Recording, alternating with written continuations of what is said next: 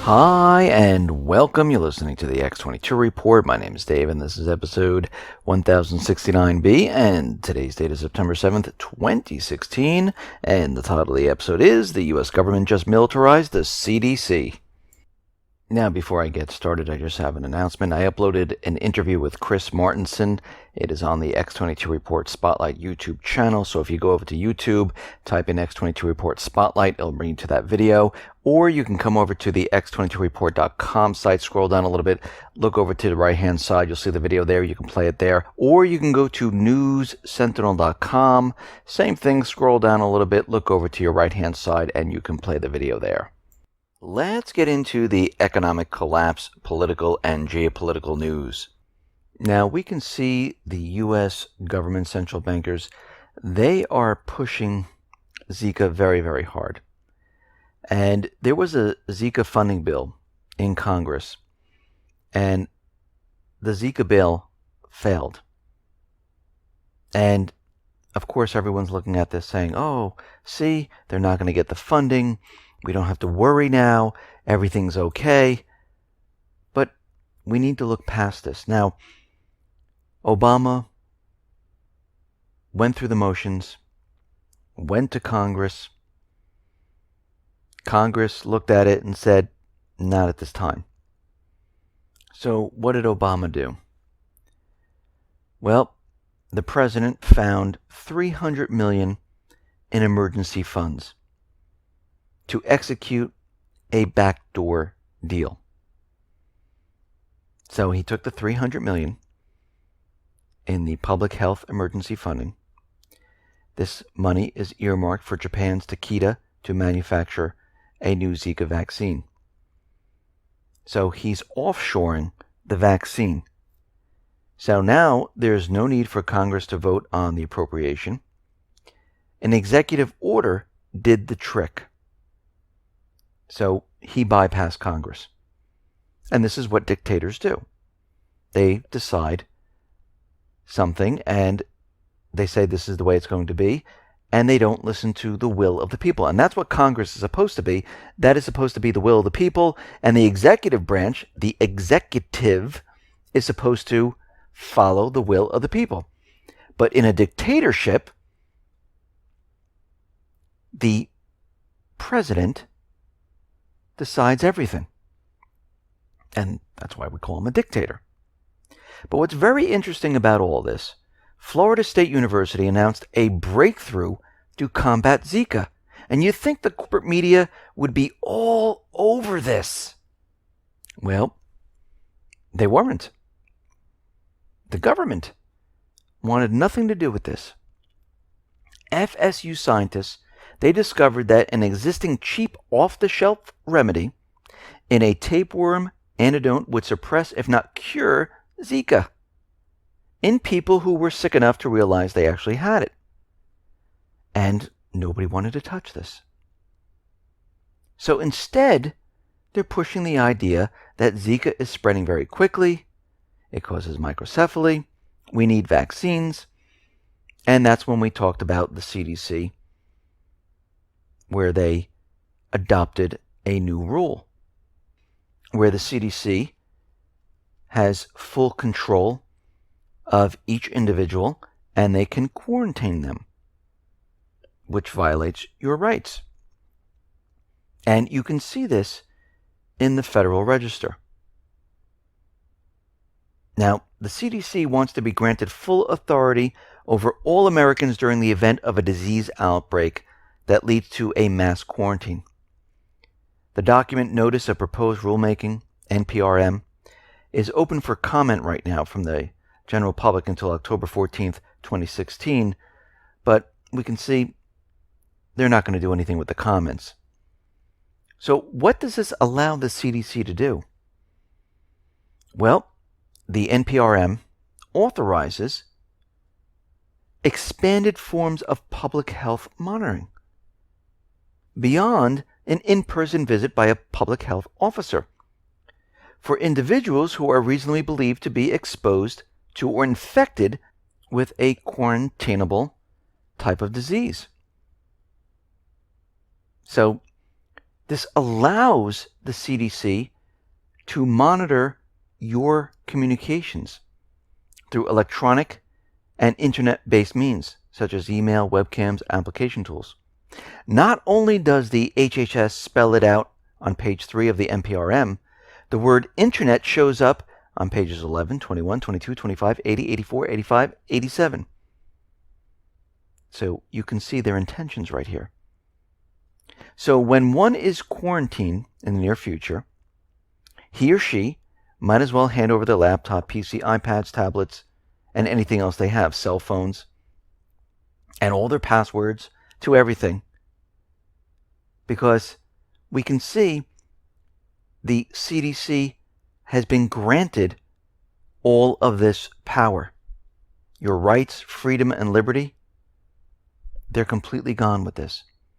But we have to remember one thing.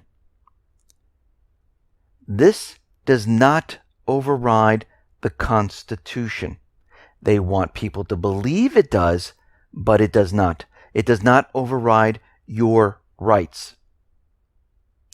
And they realized their mistake during Ebola. Remember Ebola, where it's here in the U.S., we need to start quarantining people. It's going to spread. 8 million people are going to have it by January. And then it just disappeared. The reason why it disappeared is because they ran into a problem.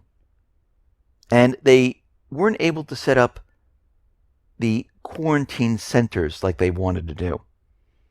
And when you look at the ACLU's review of the entire situation, we can see from their document, Fear, Politics, and Ebola, how quarantines hurt the fight against Ebola and violated the Constitution.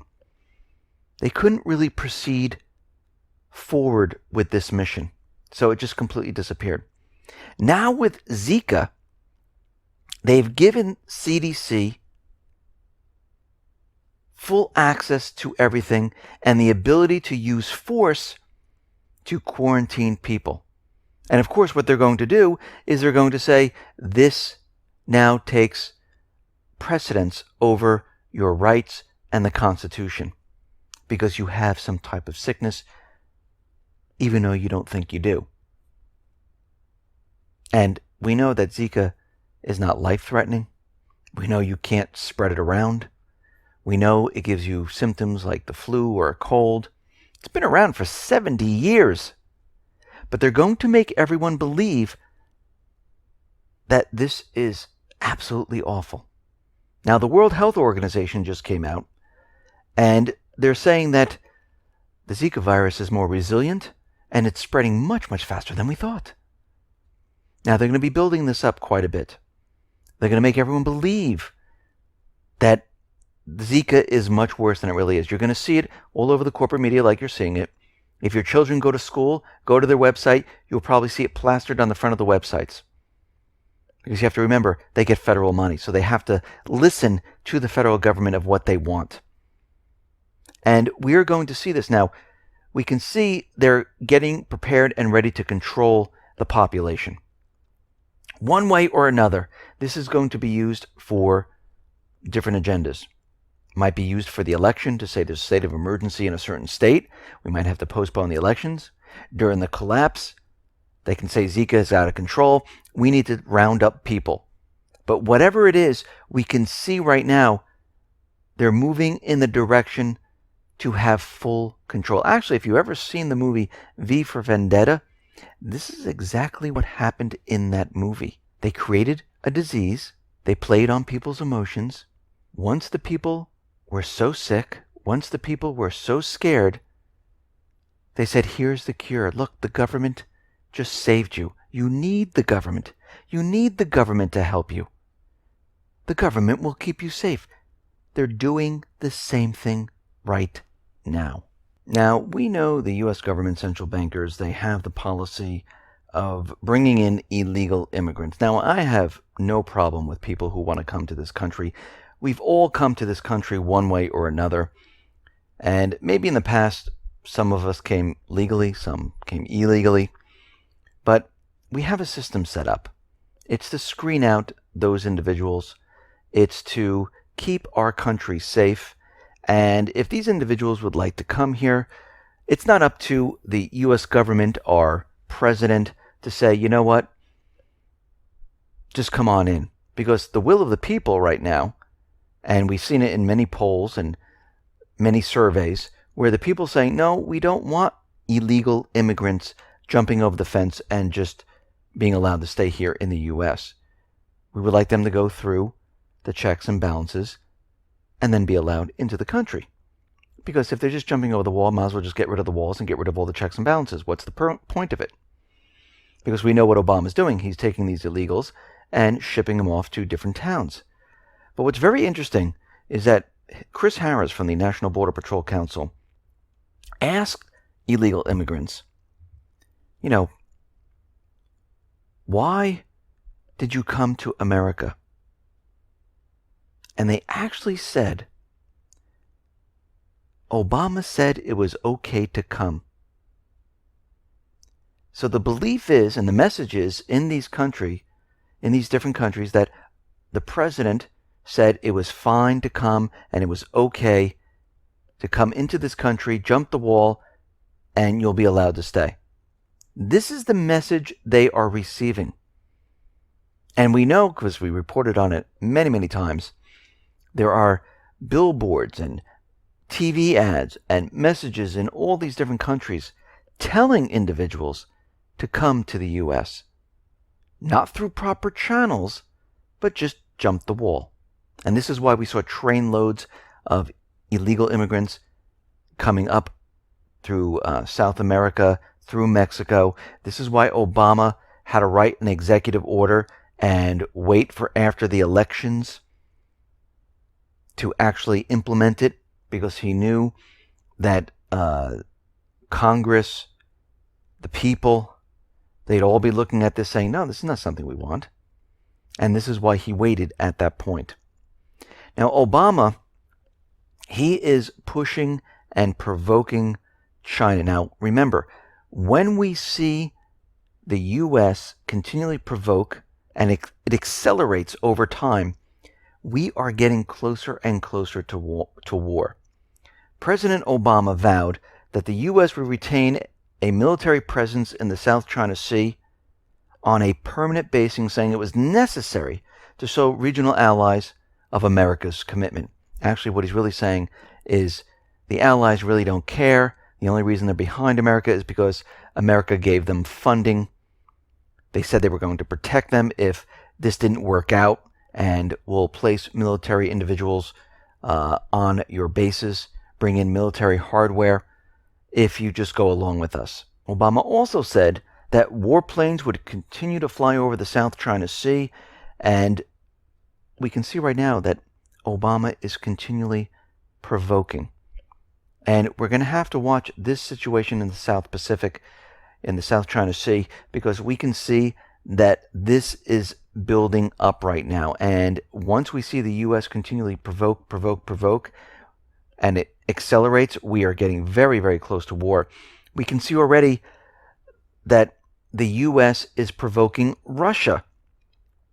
A Russian fighter jet carried out an intercept of a U.S. spy plane. So a U.S. spy plane was flying over the Black Sea, and it was near Russia's airspace, and Russia sent up Su-27 jets. Now the U.S. is saying they're unsafe, they're unprofessional, they came very close to our spy plane. Think about it for a second. They came close to our spy plane. But the corporate media left off something very, very important. The transponder was off again. And the Russians couldn't identify the plane with the transponder off. So they need to send up jets to see what this is that's flying very close to our border, and we need to see what it is. The U.S. would do the same exact thing. If Russia was flying a spy plane off the coast of California, off the coast of New York, what would the U.S. do? And the transponder was off, so all they're getting is a blip. They would send up jets to see what's going on here, to identify this airplane. Well, this is what Russia did. But of course, the corporate media, the U.S. government, they're making a big deal because this is about provoking, about propaganda. Remember, people have been saying, why hasn't the war started? You've been talking about war for a very long time. Why is it taking so long? Well, think about it. If the U.S. went out and they just bombed Russia, they just bombed China, North Korea, would the people be behind the United States and go to war? Behind the United States government and say, hey, oh wait, we just bombed them? We struck first? Oh yeah, we're behind you, let's go to war. No, they wouldn't. So what does the U.S. government central bankers have to do? Well, they need propaganda. They need to make sure the American people and the rest of the world understand who the enemies are going to be. And you can't do this in a day. You can't even do it in a week. This needs to be hit over the head over and over and over. And at the same time, you need to provoke these countries with sanctions, with making it look like they are doing things the U.S. doesn't like. They need to continually provoke. They need to poke the fire. Make sure that people understand that China, Russia, North Korea are doing things against the U.S. And they need to do this over a period of time. It's called brainwashing. And once they reach the point where they believe the people are completely brainwashed, they'll make it look like these countries struck first. This is exactly what they're going to do. Now, most likely they won't do anything.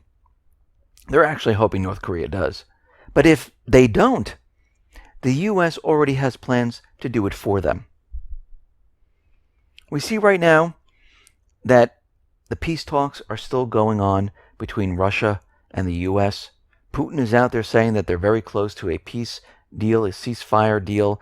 They have to go through some technical terms.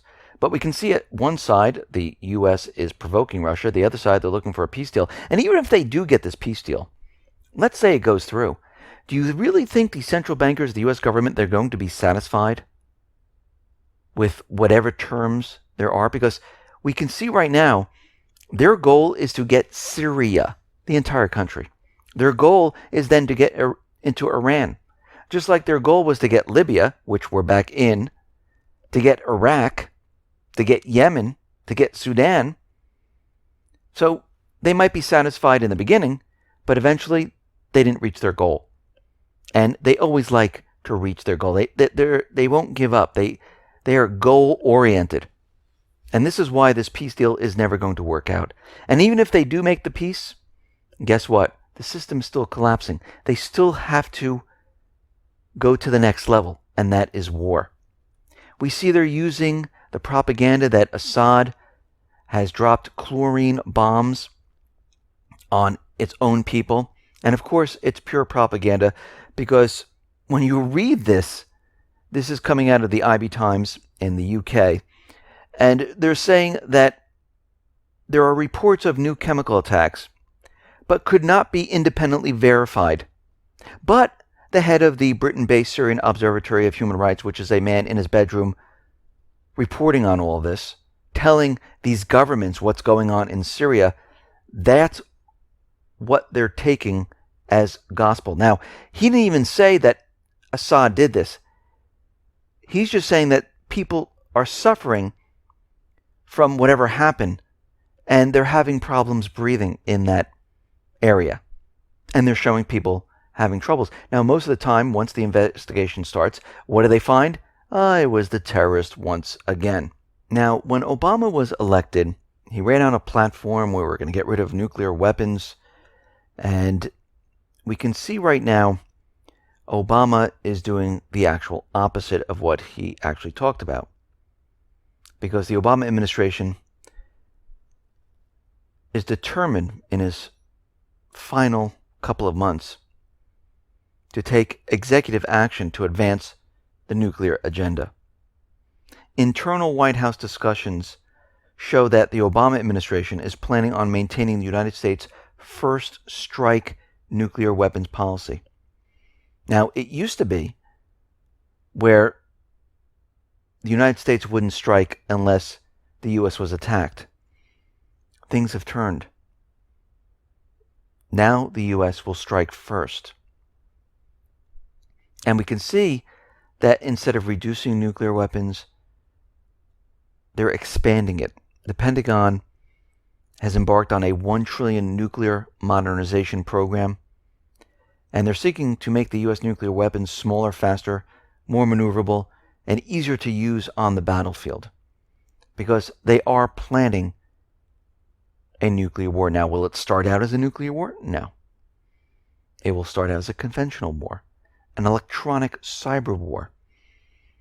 But eventually, after maybe 1 year, 2 years, when the U.S. is losing, because you have to remember, we're going against, the U.S. government is going to go up against China, Russia, North Korea, and they have very advanced weapons. And I'm talking about China and Russia. And this situation that we're looking at does not look good. And we can see right now, all that we've been looking at, everything that we've been doing, is pointing to one thing and one thing only, is that the U.S. government, these central bankers, their agenda is war, and that's it. Now, does this mean we're going to have it tomorrow? No. But it will come, because this is what they're planning on. This is their goal. And at this point, the people need to come together and say, we are not going to do this. Not just here in the United States, in Canada, Europe, Australia, UK. Because if we show the rest of the world that we don't want to do this, we're not listening to the central bankers, we know what's happening, maybe, just maybe, we can change something here. Now, it looks like there might have been some type of hit on Putin, because longtime chauffeur of President Putin, he was killed in a car accident in Moscow. Now, it looks like the car ran across from the opposite side and hit Putin's car head on. Now, Putin was not in the car at the time, but we know Soros would like to have regime change. We know the U.S., the central bankers, would like to get rid of Putin. Because if you remember back a year or two ago in Ukraine, when MH17 was shot down, that plane looked identical to Putin's plane. And Putin's plane was flying in the same area. So we can see they're continually trying to get Putin. And this is just going to build as time goes on. Everything's going to accelerate. And everyone needs to be ready and prepared for what is coming. Listen, everyone, thanks a lot for listening. Be well, be safe, and especially be prepared. Thanks a lot.